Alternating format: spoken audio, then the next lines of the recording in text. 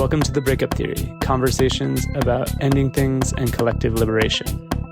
On today's episode, I talk with Ariel Ajeno, who recently published an essay in the latest issue of Pinko called After Consent, What is the Role of Consent in a Revolution? Ariel Ajeno is a writer, dancer, and independent scholar based in Chicago, Illinois.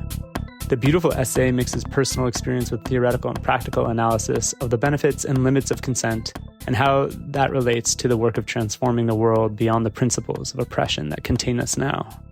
Our conversation digs down into some nitty-gritty questions about sexual consent, its difference from bodily autonomy, its parallels with revolutionary or resistant actions in organizing, and prefigurative aspects of how we might relate to one another, including experiences with cruising.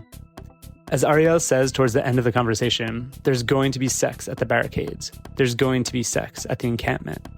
So we should be honest about how we want to deal with the overlapping of revolutionary and sexual desires. I think that desire or pleasure is often left out of the overly serious conversation of destroying this world and forming other ways of relating, both as a legacy of masculinist, authoritarian Marxist party organizations, and in reaction to the failures of gay liberation and radical feminism. But we can't just dismiss the ways that these earlier militants engaged with these questions, nor the obstacles they faced and created. Having sex at the barricades means we need to be able to step into a difficult, complicated, messy relation that we can't control or predict. In other words, an anarchist vision of action and change.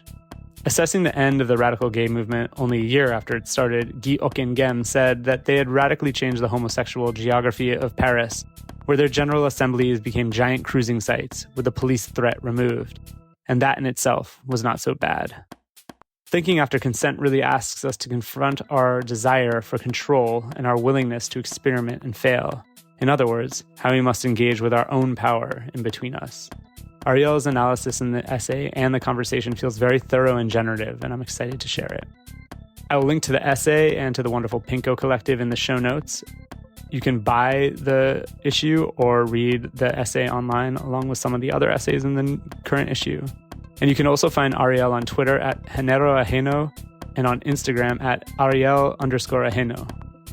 As always, we have an online submission form at forum.jotform.com/thebreakuptheory/stories and a phone line at 917-426-6548. Please write and call us to share your breakup stories, your questions about ending things, and your hopes for liberation. If you like this show, please share with your friends and rate and follow us wherever you get podcasts. You can also support the project and my writing by subscribing to my Patreon, which is patreon.com/thebreakuptheory. If you have any extra cash, you can sign up for $5 a month, though nothing there is paywalled. On my Patreon, I regularly post both short and long written pieces, along with episodes and other conversations I'm having. I'm so grateful for all of you supporting me and this project. Now for my conversation with Ariel.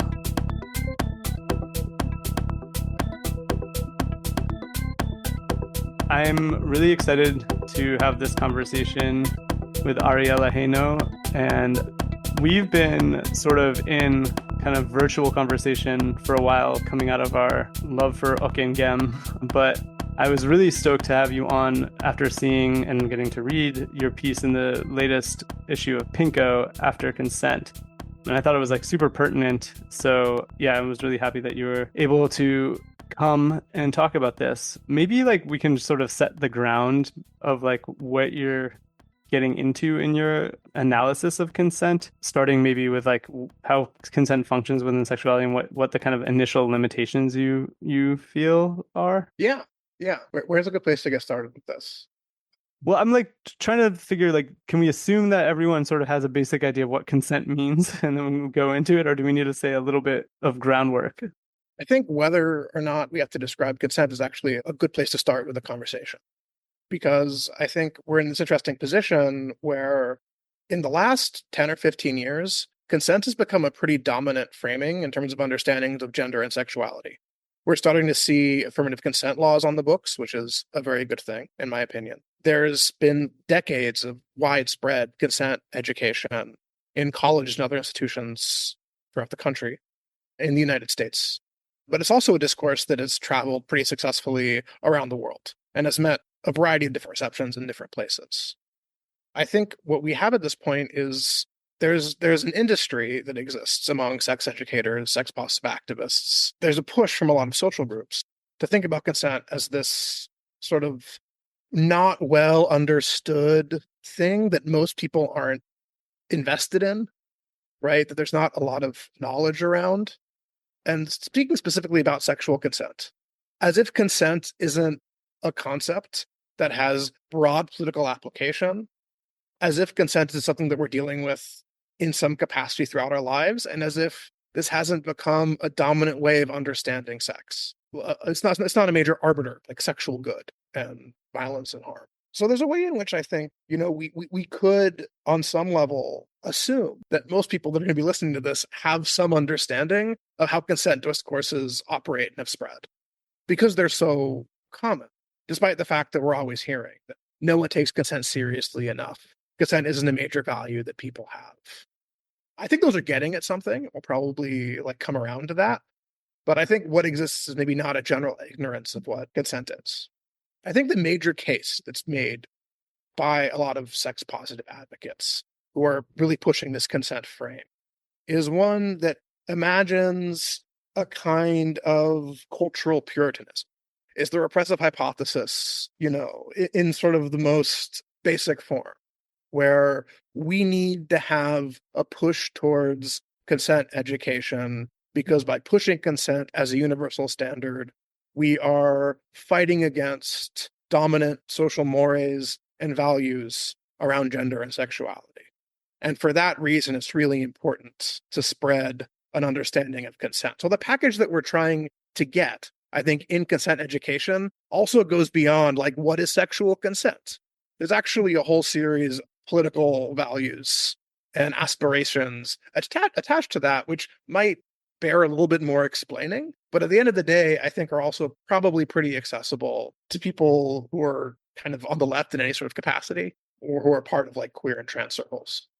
Right. For sure, I think consent within queer and trans circles, there's a certain aspect of it that is commonly shared, and the understanding that this is a way that we engage with each other, specifically around intimacy. But then, it's been kind of extended to conversational consent and whatever and stuff like that. And then I think there's I would like to talk a little bit about the political ramifications, because from an anarchist perspective, I've heard people talk about this, the relationship between consent and consensus forms of organizing, right? Making a link there. But then there's also the kind of liberal idea of consent and the social contract. But maybe holding off on that for a second, I had never thought about what you sort of said, there's a kind of consent industrial complex that's interested in teaching us about consent. And I have thought about the problem there, from my engagement in colleges and universities, and where there's terrible issues around sexual harm and always an institutional failure to address it in any way that's helpful for the victims. And it's if we just throw more consent at this problem, then we'll solve it, right? It's always this idea that really what we need is actually good consent education. And then you have that kind of it creates that, maybe it's a false sort of reactionary position where we're well, if it's this, if consent is the model of sexuality, then any man could be accused later, of harming a woman, because it's all murky and unknown. So then it becomes also fodder for the reactionary kind of perspective that ends up defending sexual harm. But I never thought about that. I've tried to consider it as a kind of limitation of liberal thinking, but I never thought about it as a kind of economically motivated thing, to that there's an industry of consent educators. Yeah, I think one place you can really see this is in the development of intimacy choreography and intimacy coordination as fields, right? So these are, in some senses, relatively new fields in terms of things that are being recognized.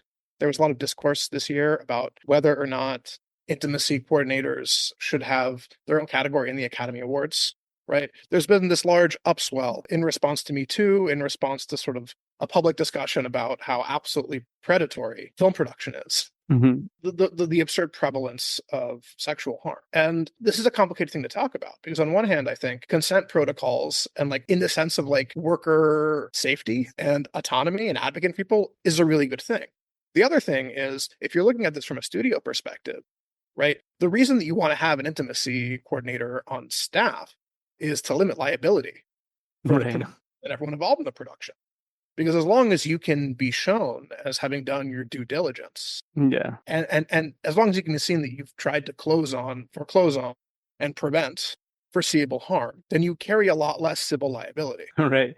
And when this is like, yeah, I guess that's right back to the kind of liberal contractual thinking, which is like consent is the mode that we use mostly to protect the potential, whatever, the potential perpetrators. I'm going to use that word just thinking it from a kind of legalistic perspective from whatever, yeah, liability or any kind of restitution that would be sought after them. And it's not actually coming from the position of the person who could be put in harm's way, whether that's sexually or, as you also mentioned, in like a workplace scenario. Well, I think in addition to sort of the perpetrators, and it depends how loosely you're considering this term, and it's not necessarily one that I want to hold on to very much, right? Right. But it's also protecting third parties from harm.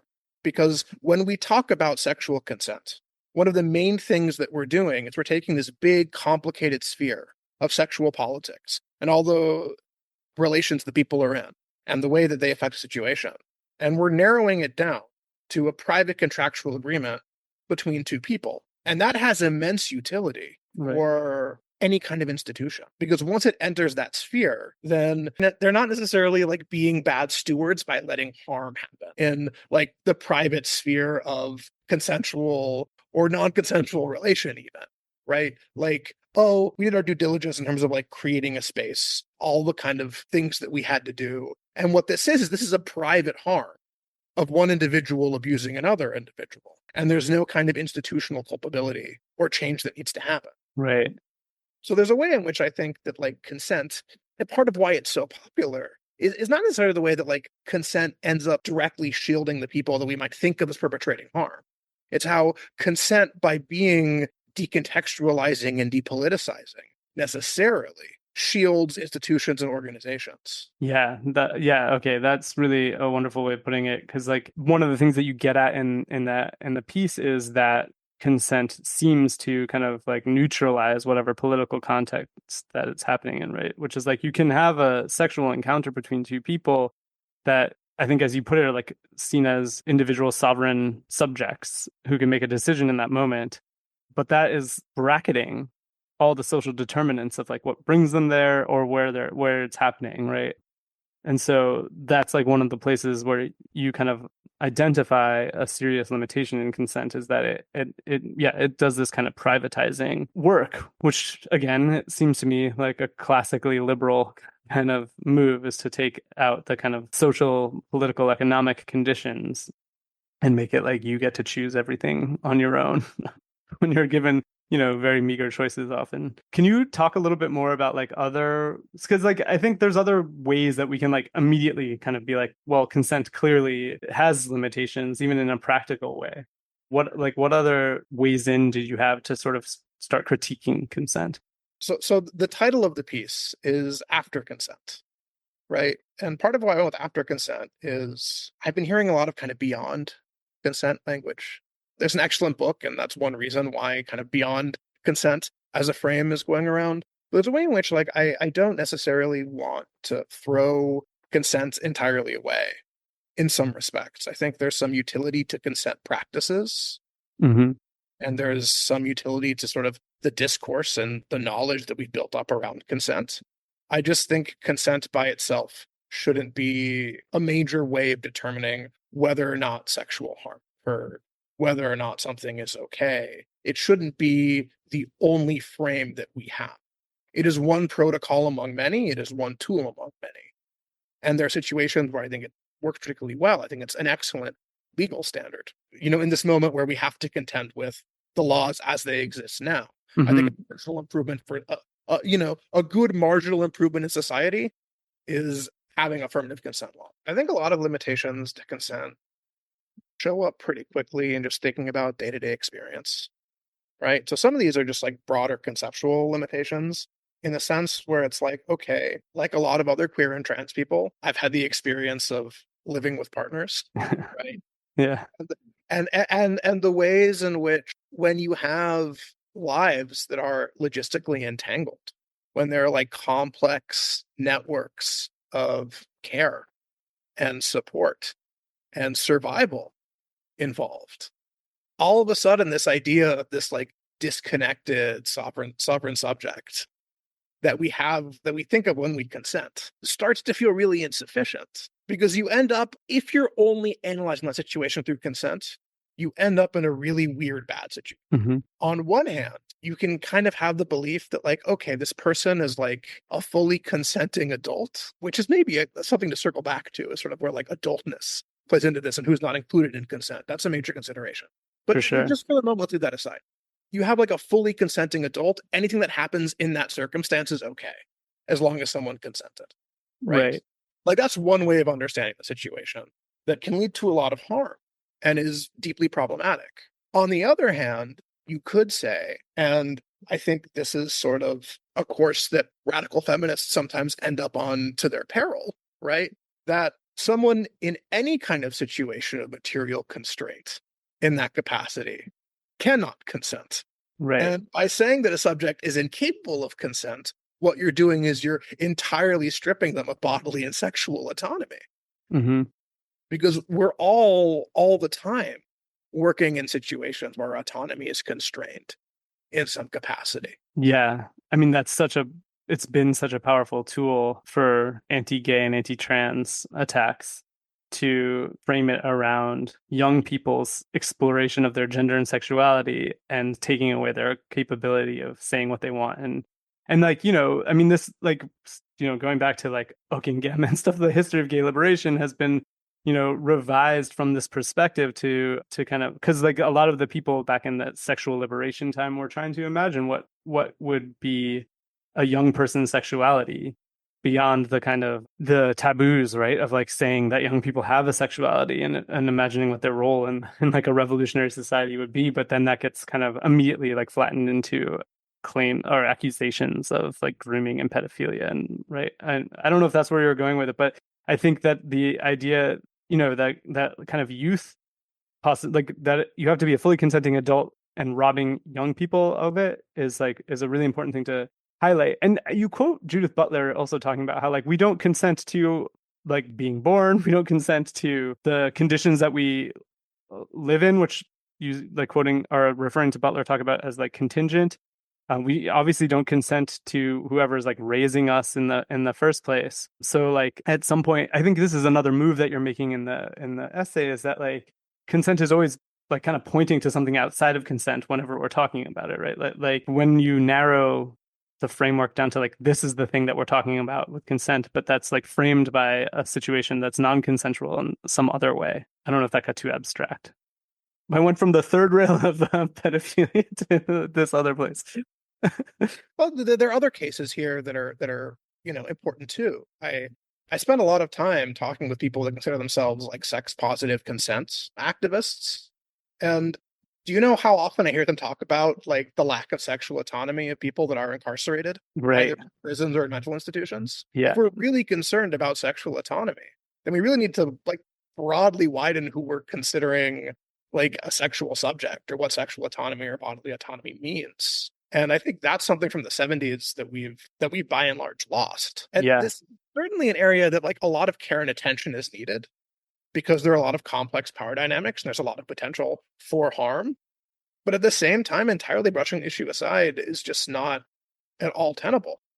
And, one of the interesting things about working in spaces where I was doing a lot of adult sex education is that there are all of these resources of varying quality that are completely siloed off from people that are under 18, because there's this concern about liability. There's this concern about what kind of illicit relationships might come out of the space, right?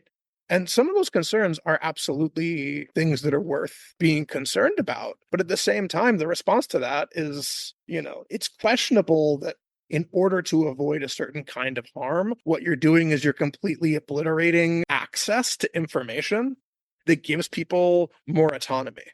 Mm-hmm. Access to information that lets people advocate for themselves and prevent harm. And this is an especially important thing to consider when we think about, okay, like where does the majority of sexual violence occur? Right. It's not in these public institutional spaces where people are oftentimes learning things to empower themselves, or perhaps getting resources to help them navigate things that are difficult. It's in the private family home. Yeah, right. I mean, that's like always the left out part of this thing. I mean, I'm glad. Okay, I just want to say I'm glad that you brought up the like situation of incarceration. I worked with this older French abolitionist, Jacques Lesage de la Haye, and he wrote a whole book about how, and he was formerly incarcerated and became like an anarchist psychiatrist, part of the anti-psychiatry movement, which links with some of your interests too. But he's like one of the biggest punishments of incarceration that doesn't get spoken about is the deprivation of like touch and intimacy and sexuality and the control over it, right? And that's something I think that it just doesn't get faced very much. I actually have a friend who's trying to work on a project about that right now. But going also to the family situation, like actually when I think about the like positive experiences of like consent education that I've seen within my lifetime, a marked change is that more and more people teach their kids that they can say no to touch from adults, which like when I was young, I wasn't like told that I had any kind of bodily autonomy. So if someone wanted to grab you or tickle you or squeeze you or whatever, you were like sort of subjected to it. But I've just seen this like sort of the recent generations of children being taught that you're supposed to ask them before you hug them or touch them or whatever, which maybe, and even that like kind of seemingly incidental little thing starts to prepare them for the later moments of saying no, because I think a lot of harm can happen when you don't feel like you have the possibility of like speaking out, right? Or that anyone can do whatever they want to you, basically, because you're a kid. Yeah, and there's definitely been some concerted thought that's gone into teaching about gender and sexuality and consent at a whole range of ages. And I think that's led to some interesting directions. But part of me also sort of questions the framing of like, all right, do we still want to frame this as like consent education for people that are younger? Or do we want to say we want to teach children about their bodily autonomy? Yeah. Like to me, that seems like the thing that we should be doing and that we want to be doing and that we are doing when we do that. And we're not just teaching them about this one protocol, right? We're saying, hey, you have the right to co-determine your experience. You have the right to say what happens to your body. And like, I don't even like I don't even like the rights language here. Right. It's not great. Like and it's very hard to not fall back onto some of these kind of language tics. Totally. They're so common and they're such a big part of how we think. But fostering bodily autonomy in children is a really important thing. And I often see that flattened into some sort of consent education. And consent to touch is definitely, people teaching about that's a step in the right direction. Yeah. I mean, in this particular instance, it seems like it's like pitted against adult supremacy to like empower children to like relate to their body as something that they have control over, right? Which is like maybe different than some of the other frameworks of consent, because like, like where it gets more unclear, like you were going back to this situation, like, you're in a partnership or something, you live with someone, right? And you have this larger context of a relationship. And like, this is how you open up your piece. You're like talking about a situation in which there's been conflict in the relationship and sex is kind of coming in and it's not really what you want to do, but you do it because it's like part of the relationship. And that I've also read like sex workers talk about that too. Like the enthusiastic consent model doesn't work for sex workers, right? Whether with their clients or with their like sexual partners outside of that, like their relationship to sex is very different. Or like from my perspective, something that was like really kind of earth shattering to me was like to, from the perspective of transition, to look back at early sexual experiences and be like, I know that I consented to them, but something was wrong and I couldn't articulate it or say it or have any like language to understand it at that moment. But like retroactively, I can say it. And it's like no one did anything wrong in that moment, but something, and I can move forward from there, kind of rethinking how I relate to my body in relationship to other people. So like, I don't know. I mean, one thing I wrote down, thinking about how you talk about it, is like consent doesn't stop harm in itself. It's not, you say that, it's like not an apopotreic.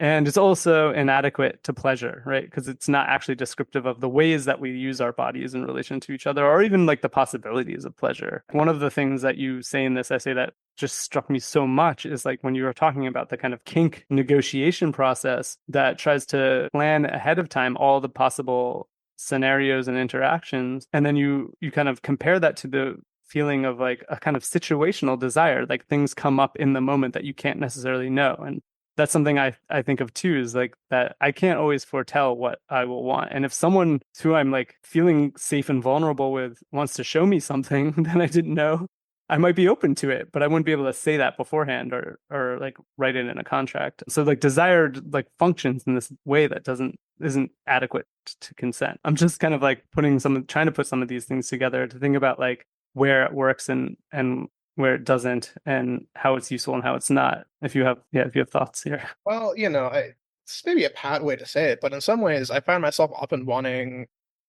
things out of sex that I imagine I want out of revolutionary politics, which is I want the possibility of something emergent that hasn't been planned. And the thing I want out of sexual partners is the same thing that I want out of good comrades, which is the ability to have a certain sort of trust and a certain kind of rapport to deal with something that's emergent and assess where to go from there. Yeah, I love the parallels that you make with kind of revolutionary politics and just kind of trying to dig into that. If you're with someone that you can trust and feel vulnerable with, that includes a trust and vulnerability around something that might not feel good, and being able to kind of discuss and work through that together, right? Even if it's harmful, right, to work through it together. And I can think about that also in the kind of like, action context. Like sometimes things happen in a resistance moment that isn't planned and isn't good, right? But you have to like figure out how to address them together with a comrade. And that kind of trust is important there, rather than getting stuck, I guess. Like if we get stuck in the simple harm model, then it doesn't leave us, like you say in the essay too, it reduces messiness to this idea of like a clean binary that was like harm or not harm, right or wrong, yes or no. And things are just like more complicated than that. And I think that's a lot of the harm that comes out of making consent this dominant protocol that everything gets routed through, right? So one of the things that I talk about in the piece is, it's a little bit of a throwaway line, right, about the ways that protocols function. But part of what talking about things in terms of consent does, if consent becomes the main tool that we're using to think through things, is it forces us to speak in consent's language. And that's immensely distorting, because there are all kinds of things that consent isn't the right language for. There are lots of things consent is great at, but definitely not everything. At the same time, as a protocol, as a commonly sort of agreed upon thing, it also obfuscates the actual relations that are going on there, and like where the power and the determining things in the situation are. Because the determination of who can consent and what consent is valid and what that means is not happening on the individual interpersonal level, right? There's an entire legal and social apparatus that's doing that. Well, this is, another aspect that you're talking about also, I think, is like, I mean, this is getting, theoretical in ways, although, and maybe with like the focusing through consent, we can think about it like how it engages us practically, but like consent instantiates us as individuals and subjects, right, that are party to a thing. And it creates a temporality. This is something you talk about too, right? Like there's a kind of a before and an after. And I mean, one of the kind of ways that you access this in the text is like, we have to think that like the tools we have now are going to not be the same tools we want post whatever revolutionary or liberatory change there is, right? And so like, I don't know, I think what you were saying would be an interesting way to kind of start thinking about like critiques of identity, to think that because it's always these attempts, or this, it's like not an attempt, it's like a fiction that we are stable, that we are one thing, that whatever we are in this moment is what we will be in the next moment. And that's like really one of the places where I think so clearly consent fails us, is that like it can't articulate like a kind of temporality like that consent can flicker, right? It can go away and come back. We can never say once and for all we're this. So yeah, I don't know. That's where I was going from what you were just saying, is that like the actual lived experience of it kind of bursts out of the seams of that kind of legalistic framework that tries to pin us down. Well, the I of I consent is a major problem, right? And there are all kinds of like theoretical psychoanalytic critiques that you can make of this. But I also just think like everyone's experience of their desire, right? I think pretty much everyone can relate to being like, I kind of don't know what I want sometimes. I kind of don't know what I'm feeling. Oh no, what I want changed, right? Like these are like really plastic. These are really plastic things, and that's not bad. We should let desire do what desire is going to do. right? That it's politically important to get past the idea of like the self as this like hermetic enclosed thing. At the end of the day, I don't think there is like a real firm distinction between inside and outside, or there is sort of like one, static essential you that exists all the time that can make an authoritative statement. I think the world's a lot more complicated than that. I think that aligns with people's experience. I think a lot of the difficulty people have when navigating, thinking through and talking about consent in like a sexual context is that like the language and the tools we're being given don't align with our experience. And one place I see this right now is I think there's been this like really big rise in somatic sex education. And I have a lot of critiques of just somatics in general. I think that the slogan that no one's ever going to print on anything is no somatics without somatechnics. We can't take like the body for granted. Mm-hmm. Right? There's the Spinoza's Deleuzean adage, we do not yet know what the body can do. Right? That's like an important thing to hold. But there are a lot of people that are like doing all of this sex education and like going to all these workshops where they're like working to feel like, what is my true yes? How do I find the symptom of the yes or no inside my body in a way that's clear? And they think that like that's something they can go to an educator who they're paying, who can teach them that. Right. And look, I think reflecting on your bodily experience and how that ties into your desires and how you want to move in the world, that's a valuable activity. I think what's a lot more dangerous, and it's a thing that I see very often, is people being like, when it's a yes, the yes that comes from your deep essence, the thing that's not just your ego saying yes, but your whole integrated self, it will give you this sign, this sign, this sign, this sign. And that's horrifying.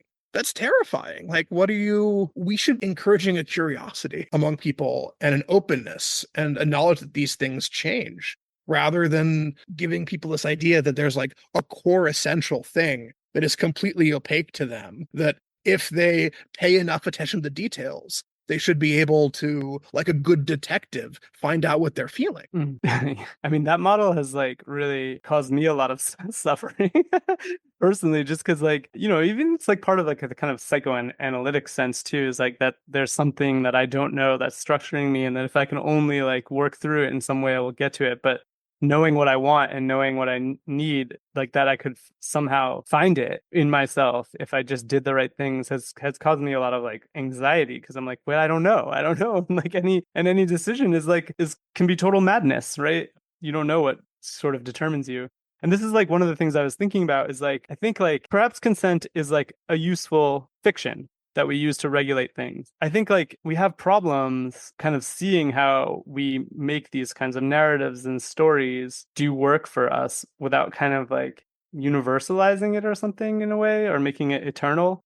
And I don't know if this makes sense. This is something I've been kind of trying to think through, is that like how much we invest in these kinds of fictions and myths without realizing that the power that they have over us, and then therefore like not giving us the power that we can use to like make things and change them. So when I heard you talking about that in terms of desire, I was thinking about how it comes from a fear of desire, which is also a fear of power. And one of the things that consent isn't quite able to apprehend, although this is maybe what it is trying to do, is like the way that power works, right? In a kind of flux between people, and how that's linked to desire, which is like ultimately really scary. Like people don't want to talk about that. And yeah, I mean, this can go back also just to like kind of queerness, right? That like it's a fundamental problem with understanding sexuality, is that, we think about like gay as a kind of person, like a minority group, but it's also in our understanding that sexuality is like the spectrum, right? That you could possibly be turned on to something that you never thought you would know. It's actually like the dangerous thing, right? The thing that you're not supposed to be just by doing it, right? It's not like who you were before. It's like you are in the moment of doing it. And like, so in a way, that kind of consent model forecloses the possibility of like discovering a sexuality that you didn't know you had before, because it has to presume that like everything is contained. But going back to your reference to it being a kind of puritanical model, right? Like that it's starting from some sort of pure, unsullied self that needs to be protected from contamination in some way. I think there's a weird corollary thing that goes on, which, in a very like famed part of history of sexuality, part one, Foucault talks about how we have this understanding of sexual identity as the most essential thing about us. And this is actually like a major function that sexuality has culturally. And that's something I completely agree with. I think that's really true. And one of the things that I experienced doing sex education is that it was really important to give people space to play where they could express curiosity about things and express desires that they didn't feel were like pinned to them as the essence of who they are. And when consent, the way that we talk about it, becomes this like solemn performative of the things you want from the deepest core of yourself, that's actually really inhibiting for a lot of people, especially people that are very worried about how that desire will be received or who are not exactly sure what they want, because you don't have this space for play and exploration and disavowal. And I think being able to do something and being able to disavow it, I think is like very, very important in that respect. And I think this is one of the things that makes consent, sexual consent in particular, really complicated. And it's also tied to this fantasy of the self and this fantasy of identity. And because self and identity and sex are so tightly intertwined in our broader cultural understanding, and because of this tie between sort of like sex and confession and how sexual consent involves talking about things explicitly, we end up in this like situation where I think it becomes very hard to talk about consent in terms that aren't overheated or that like aren't totally overloaded, in a way that it might be more possible to talk about consent, talking about like the consent of the governed, right? There's something about sexual consent that takes the notion of consent and brings it way too close. Yeah, I think like, going to the Foucault, like this idea that our sort of journey of the self is kind of circuited through an understanding of our sexuality as framed, in his critique, he's critiquing like that's a sort of liberatory horizon, like you discover your sexuality and then, that's like a fulfillment. But he's also pointing to the way that that is totally circumscribed and is like, yeah, made dangerous and in all these ways. And I was thinking as you were talking too, like that consent as a bulwark against harm, that makes sense, right? Because we live in a world of like rife with sexual harm. But on the other hand, it then forecloses the possibility of like experimentation and failure, right? Where you like do things that you don't like that aren't harmful, but are worth trying. You know what I mean? But like, I think like, from that consent model, which is like kind of like works previous to doing anything. Yeah. It's like, it throws everything out at once in some way. Well, one thing I like to like ask or think about is like, okay, if consent is a bulwark against sexual harm, like how? Right. Like, and like there are a few ways in which, okay, in a very common sense way, like it makes sense. If you're talking through what you're going to do and you're on the same page about that, that is a really practical way to avoid having a bad experience, right? You can do that without necessarily framing it in terms of consent and that being sort of the protocol that's invoked and that's used, right? But talking about things ahead of time, okay, that's really useful. I think at the same time, a lot of what we talk about when we're like, oh, we're using consent to avoid harm is actually this kind of like shadowy invocation of a carceral state. Yeah. That's going to imprison people, right? Mm-hmm. And the policing action that gets taken inside of communities to remove people that don't follow consent or that violate consent. So there's a way in which, like, when we talk about consent as some kind of shield, we're talking about actually a lot of like complex things that are not necessarily like exclusive to or necessarily tied to consent in and of itself, but in terms of like a broader social circulation and broader implementation. Yeah, like that point that you make in the text that this sort of model is what ended up making carceral feminism possible, right? And that's like an important turn, like kind of reactionary turn after the women's and gay liberation movements. I mean, I'll connect this back to Hocquenghem because this is where he also got in trouble, because like when the women's movement started pushing for more punitive responses to sexual assault, he came in to critique that also, I think specifically in terms of like using the law and using the state to arbitrate sexual matters, which seem to be contrary to what those movements as actual like liberation movements would want. But then he also ends up wanting to make defense of kind of like the gray areas of sexuality and the kind of criminality of it too, which we don't have to go into that. But yeah, like the world that consent describes in a way would be one that's ultimately like punitive if you like kind of fast, like, I don't know, extrapolate it beyond. So one of the really interesting things you do in terms of getting to this like kind of analysis and rethinking of consent towards a potential after is like thinking about what it brings to a revolutionary politics, or what it forecloses within a revolutionary politics, which I think is interesting. Like, what is the world that consent would build? And you say like right off the bat, if we're like committed to revolution, we know that the acts that we want to do are non-consensual, right? Like riot is not a consensual act.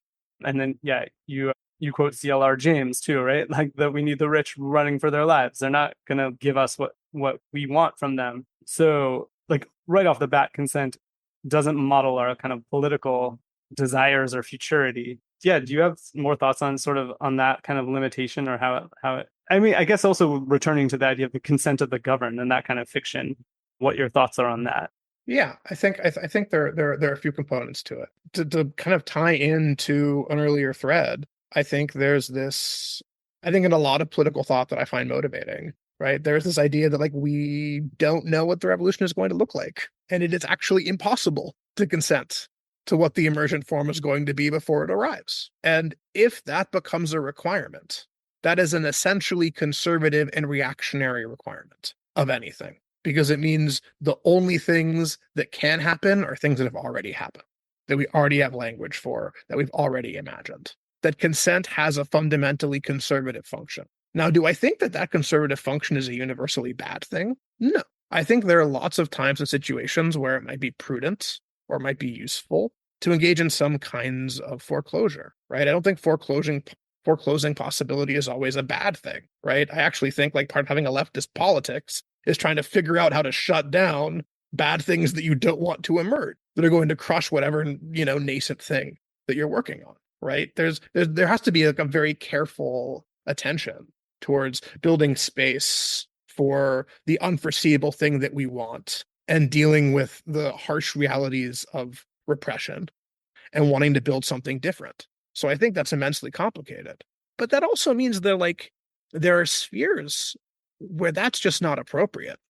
And there are kinds of foreclosure that we don't want to engage in. And this is just another case of like, all right, this is a locally useful function that taken too far, applied in the wrong space, causes a lot of problems.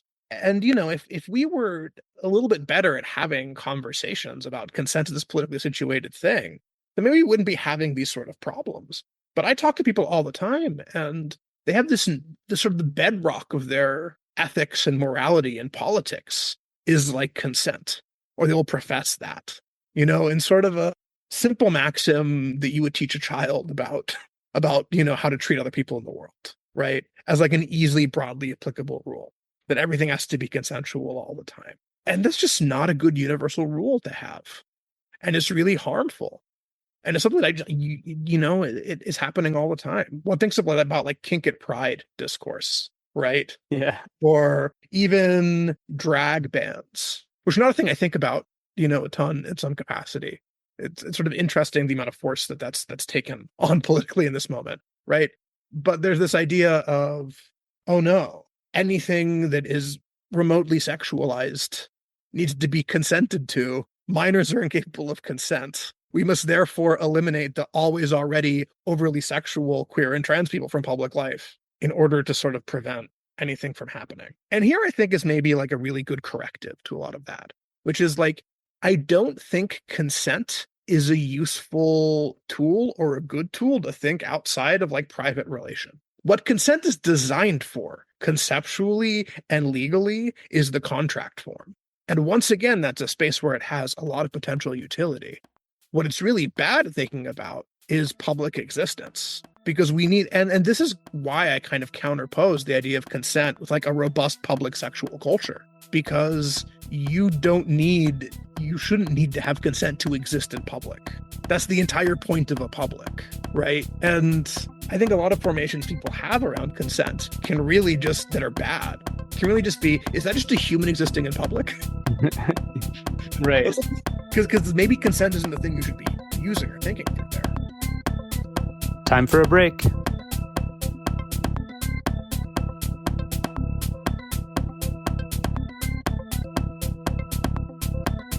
Back to the conversation. Right. The private-public distinction is really useful. Because you can even see this, not even in the sexualized examples, but in this kind of war on the unhoused in cities, right? Like the way that gets framed by businesses and whatever, the wealthy, is that they don't want to see this person, right? And the way you put it, made it really stark for me. And in the piece you say, you kind of said this just now, but that the problem is to take this thing that's locally useful to make it like a politically structuring value. And if we extrapolate that kind of idea, I see it so much, when I try to create spaces for radical things, like workshop, a book fair, whatever, that people will come to engage with that space thinking that every aspect of it is going to be curated and safe and secure and protected, and then if something happens that they don't like, they go and complain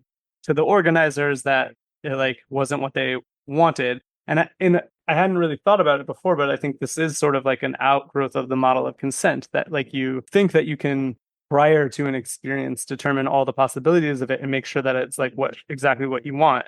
And this precisely gets us into bad revolutionary thinking, because it just really makes action impossible. And I think it partakes in a fantasy of perfectly orchestrated behavior that is not an actual experience that anyone has. Yeah, I just hadn't made those connections before. But going back to the public sex thing, reading when you kind of come to that towards the end of the essay, it made me think of, one of the best books ever, Times Square Red, Times Square Blue by Samuel Delany, where he boils it all down at the end of the kind of theoretical essay, saying one of the major problems around sexual harm for women is the fact that sex has become so privatized, right? That without this kind of robust public sexual culture that he's able to participate in, because there's norms and community around it, that kind of need to take someone home into your private space in order to engage in a kind of sexual activity is what puts people at risk or in danger.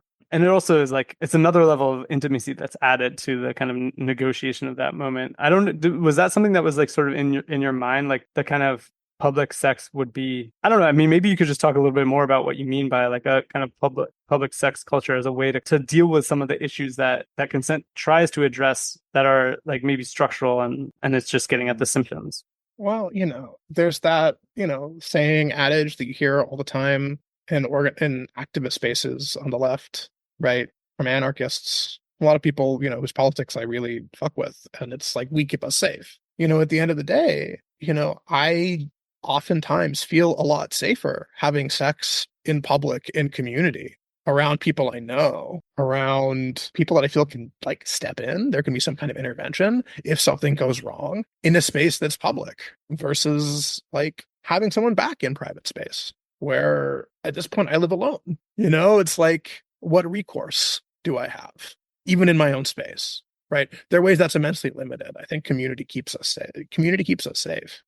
And I think one of the things that we really have to contend with is just how sexual harm exists in a variety of social formations, right? Sexual harm is not a thing that all of a sudden burst into being with capitalism and the single family home, right? But there's a way that sexual harm manifests that is very particular. And there are ways that which the organization of our lives and how we live determines what that harm looks like, and creates opportunities for a lot of damage and a lot of injury. And I think a lot of thought that is really fundamental is involves ways of thinking through that, right? You can see this as through Freud in the beginning of psychoanalysis, right? How much of our understanding of what the fundamental self looks like and what sexuality looks like, as has been filtered through that immensely influential thing, comes through the fact that he was dealing with a certain class of people whose homes had a certain kind of architecture, where you can imagine, witnessing sexual encounters in a certain way, having a certain relationship to sexuality that would be totally different if people were living in a collective space as had people have done for long periods of history in various places, where sex was not this thing that happened entirely in private, where there weren't individual bedrooms. Well, okay, so one of the things though that like you get to this point where like refusal is necessary for revolution, that we need to be able to say no to things, and that does seem to be kind of like connected to a consent model. So I just wanted to hear what your thoughts are on like the role of refusal, because it's something that I try to think about a lot. Yeah. So one of the things that I like that Judith Butler does is Judith Butler breaks consent down and says, look, like consent, there are problems with it, but there are these things that are useful in consent. There's this idea of yes saying, there's this idea of no saying. And in that essay, Butler spends almost the entire essay talking about yes saying, because I think that's maybe conceptually the thing that was maybe a little bit more not, and kind of where a lot of the work of that essay lies. But no saying is, I think, equally important. And there's a way in which I think it might seem like more of a common sense thing on some level, especially to people that have like some kind of, notion of themselves being on the left, that they're things that we have to refuse. They're things that we have to say no to. They're things that we have to end our relation with. That's necessary for the emergence of something new and something better. That these forms that we're receiving, we have to understand that they are contingent. There's a way in which I think we really do need to break up with consent, but it's not the kind of breakup where you never speak again. It's not the kind of breakup, where it's like, I want nothing to do with consent ever again, but it's like, no, I cannot be structuring my life this way. I cannot have this kind of involvement with it. The way that this relationship is working, it's not good for me. It's not good for us. It's not good for anyone. Yeah, there's like this sort of recursive model, which you pull out of the Deleuze and Guattari, when or maybe it's just the Guattari, the sort of the grille, like the way that they organized work in the labor. But this idea that like you're talking about these things as you're intervening in it, so that it's not like you compare that to the kind of kink negotiation where it's like this is happening outside of the situation, but where the situation itself continues to like produce possibilities. And I see that sort of connected with the place that you end. And I really love this, and I would love to hear you like kind of talk a little bit more about this, is like coming from this idea of public sex culture, that you say that sex could possibly be preparing us for other ways of relating, right? In terms of how we structure our lives and care. And I'm wondering like, yeah, what kind of timeline and what kind of possibilities you think sex can kind of bring us to if we orient ourselves towards that liberatory horizon from that starting point? I think there's a way in which sex can be really disorganizing. Sex can be a messy, terrible interpersonal disaster. It can be really exciting. People do all kinds of probably inadvisable things, all kinds of unexpected things in the name of sex. And there are ways that that's absolutely beautiful. I feel like the way a lot of society is set up is to kind of make people a very particular kind of self-managed, predictable, orderly subject that plugs into all of these systems that are immensely oppressive and doesn't cause problems. And we have kind of every incentive in a lot of ways to align with that. And I don't know if sex has some particular special power that other things don't, right? There's maybe a current, like desire is the only thing that is the solvent that will save us, that can weaken the bonds that oppress us, right? I think there's a way in which part of what I'm trying to think through and contend with now is I think a lot of people kind of have this like sex vitalism, and sometimes it gets kind of as extreme as Reich, right? Sometimes it manifests in other ways, and that's not a thing that I want to avow. But at the same time, I do think in the experience of my life and the lives of those around me, one of the most destabilizing, disorganizing things that people engage in regularly is sex. And there's a lot of potential there because there's a lot that we need to disorganize ourselves from. And there's a lot that we need to destabilize. Yeah, I don't hear it in that kind of like majoritarian way of like the like, whatever, the surpassed liberatory movements where like sex will free us from capitalism, but like it's this minor thing that you get at, and this is actually one of the things that consent has prepared us for, perhaps, in a way. I don't Tell me what you think, but like sex is one of the rare places in our current configuration of society where we intentionally engage in these things. And there's a line that you say earlier in the text that like really struck me because it's like in my current age how I like really feel about my own sexuality and the needs that it brings for me is like that you want to create an environment where you feel safe being vulnerable that will also create the possibility for bearable beneficial astonishment and surprise. But that's something that you're co-creating, right? It's like, and that's where I was sort of thinking like, that disorganizing of the self is actually coming into another form of like interdependence, right? That like, you end on this note of care too, that it's like, because maybe we know that sex can be disorganizing and messy, we try to engage in it with care with each other. Or we could. We could. I mean, maybe we don't always do that. But in the good cases, you do. Even if it's like bad sex, you try to engage in care. I don't know. That is something that I was sort of left with, is that like just that model of like reconfiguring our relationships through where sex kind of brings us as we encounter one another. Well, I think there's this, and this is something that Delaney talks about, right? There's this, like, the cruising spaces gather groups of people that often don't gather in other places. That, like, a cruising space is a space that has the possibility to cut across social divides among people that necessarily wouldn't mix otherwise. And this is perhaps, one of the reasons that cruising spaces have been repressed, right? It's like definitely a thing that's theorized, right? But I think there's a lot of potential there. And I think it's really lovely. And I have had this sort of interesting moment, where I think the two biggest challenges that I've had to sort of how I live my life on a regular basis and who I'm engaging with in the last like 2 years have been like doing some actions and organizing stuff around Palestine and going to a T for T cruising event that we have here in Chicago called Alterotics. And, funnily enough, it's often the same people at both, right? Like that's maybe like a whole separate conversation.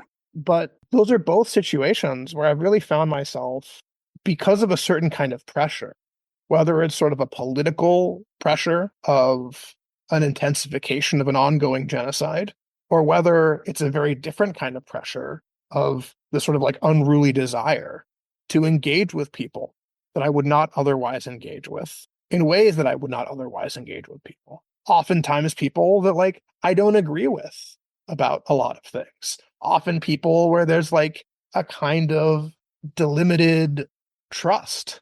And I sort of find that like, the way that I'm looking to feel safe and trust in people when I'm having a kind of public sex is different than what I'm looking for in other areas of life necessarily, right? That like the requirements are kind of spontaneous in the moment. Can I trust someone to sort of hold what's necessary for the encounter that we're having? And do I know that I have the broader sorts of support and the things I need to like be safe engaging in that kind of thing? And I think that kind of framing is very different, because I think there's a way of saying that what I want out of sex is those things. And that's the reason I only have sex with my partner of 30 years who I trust. Right. But like, there's a way that looks in a very different kind of context. That parallel that you draw between like the organizing experience and the cruising space is interesting because, in this kind of vein of not planning and not knowing what's going to happen, there's like a need for some kind of organization that like allows for the spontaneous to erupt. And, this is one of the ways I've tried to think about what like the kind of limitations of protest movements. Like it's not the protest itself that's there, but it creates a structure in which things can happen, right? Like that aren't predictable. And that's where the interest actually ends up lying. And I think that like the cruising site, and this is also what Delaney gets into a lot too, is like it creates that space of encounter where some things are made explicit and some care is taken around the space, but that a lot of weird unknown shit can happen that's like positive, right? Like it's contained within that. I don't know. I thought that was a really cool, interesting parallel and totally made sense.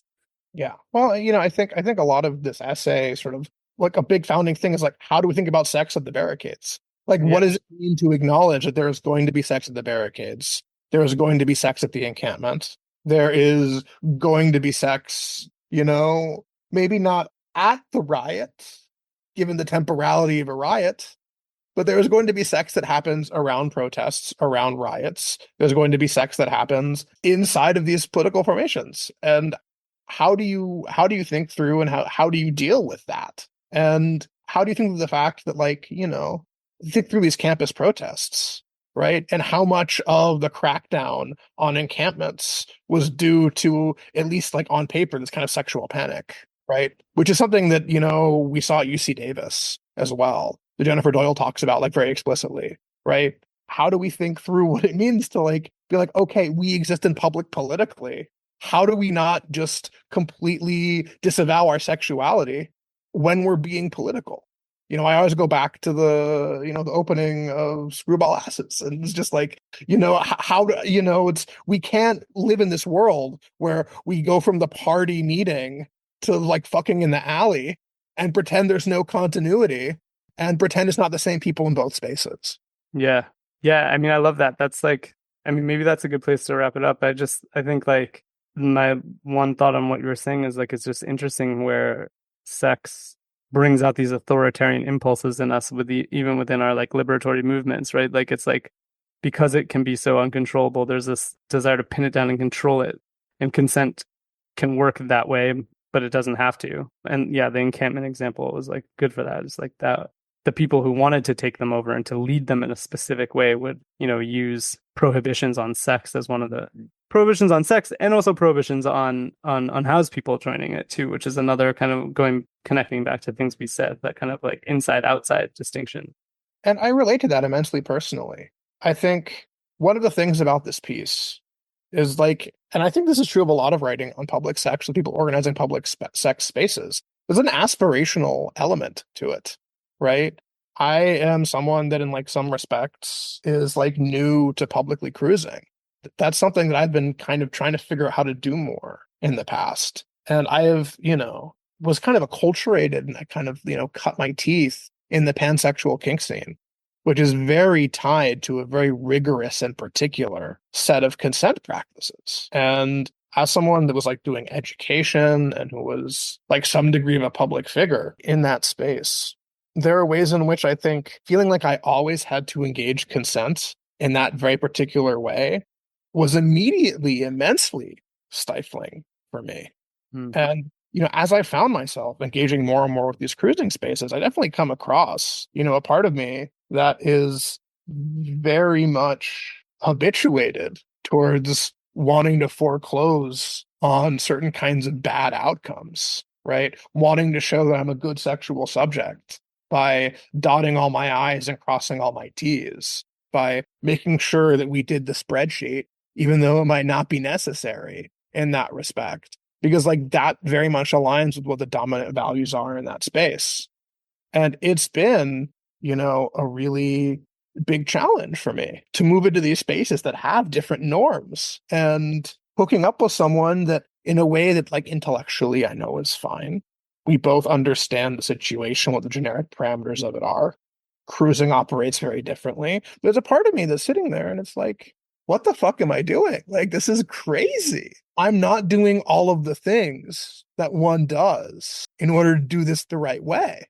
And therefore I'm being irresponsible. And therefore, what kind of personal, organizational, whatever liability exists there? And I think part of it is, part of what thinking through all of this means is realizing that, because of the ways that we think through and we talk about harm, because of the ways that we think through and we talk about liability, because of the ways that anyone organizing exists in a climate where there's some degree of hostility towards what they're doing, and there's a need to sort of preserve what you're working on, there is that impulse to do everything that you can to protect things organizationally and to protect yourself. And, what I'm not saying is that you should throw all prudence out the window, or you shouldn't care how you're organizing, but also that these things have a cost. And when we're prioritizing, we need to be very careful what we're prioritizing when, and for me, trying to think through, like, cruising and public sex outside of this really particular frame and kind of engaging in it more has really been just, like, learning how to, like, loosen up a little bit of control and kind of let things emerge and have faith that if people are acting in good faith together, that it'll be relatively okay. Yeah, it's really well put. And yeah, back to the kind of organizing context, it made me think about the tension between this idea of consensus organizing that happens in anarchist spaces and the push towards direct action, right? And then people are like, you didn't act an action without our consent and put us all at risk, right? And that's always revisited. And I think like the way that you just framed it really like is helpful to think about, you know, what's the useful aspect and what are the risks of using this, and kind of like make us face our own desires for control, whether of ourselves or for other people, or what outcomes are. But yeah, I'm really grateful for you coming to talk about this, and to think about like a kind of like that there's something after, right? That there's a transformation that we go through and that we don't know what will be on the other side. Are there any last things that you want to say? Last things that I want to say. I just want to say that, you know, I think a big part of, just to kind of give the explicit name for it, a big part of where I'm coming from is understanding that it's okay for our models to be individual and contingent, and for people not to share models with each other. Two people need not have the exact same understanding of the sex that they're having or of sex in general. And, you know, a slogan that I've used is probably, once again, another one of my bad slogans, is metamodelization over consent education. And what I mean by that is there's a great degree of political and interpersonal utility in having some kind of model. But what metamodelization is for Guattari is this ethic of having a model that has some degree of flexibility, having a model that affects the thing that is modeled, and being able to cobble together the pieces of various models and forms that work. And that's, at the end of the day, you know, the wish that I have for something like consent, that it has a role to play and is definitely, you know, something that's going into a good productive metamodelization. But I do not want to be the sole determinant of anything. Here's kind of one more adjacent thought.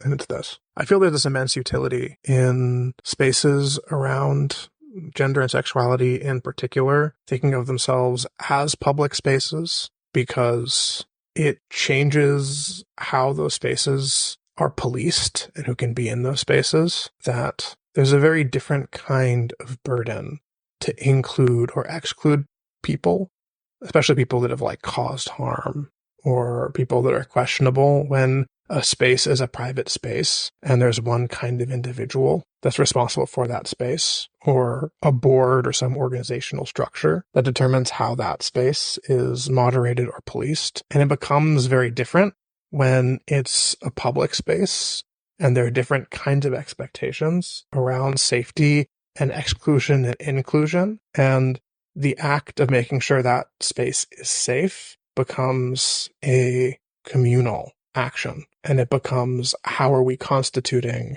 and determining who is participating in public space? And that distinction might seem minor, but at the end of the day, I also think that happens to be really important and to be tied into what we're doing in an organizing capacity. That I think it's very important to think about sort of the actions people are doing and the organizing and the affinity groups and people are coming together as fundamentally public spaces that everyone that's involved has like some kind of say in managing and constituting, as opposed to some kind of private space where different kinds of things are being asked of the organizers, and where there's this push towards these sort of like private conflict resolution organizational procedures, which can be very fraught.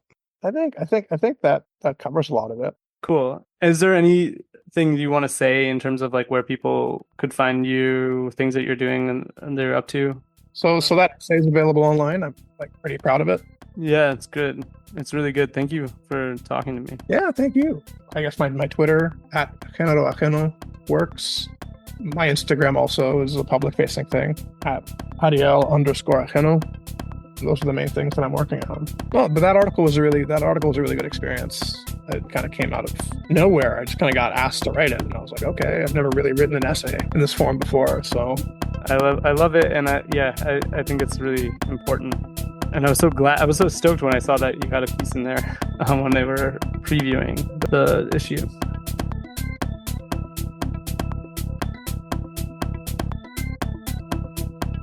You've been listening to The Breakup Theory. Rate, follow, and share us with your exes. Until next time.